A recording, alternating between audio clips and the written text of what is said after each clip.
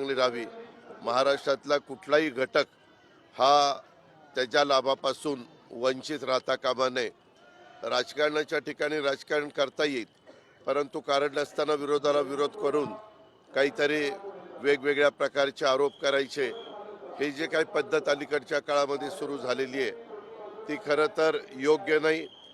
जिथं काही गोष्ट चुकली तर त्यामध्ये दुरुस्त करण्याची देखील मानसिकता, तयारी एकनाथराव शिंदे असतील, देवेंद्र फडणवीस असतील, मी असेल, संजय असेल, आमची सगळ्यांचीच मंत्रिमंडळातले सहकाऱ्यांची राहणार आहे.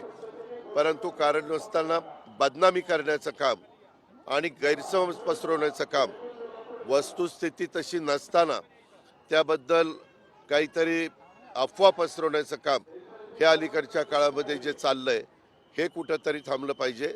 ते आपल्या महाराष्ट्राच्या हिताचं नाही.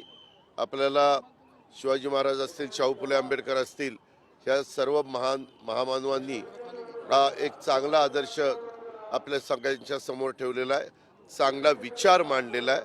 त्याच विचारांनी पुढे गेलो तर आपल्या सगळ्यांचं भलं होणार आहे, आपल्या सगळ्यांचं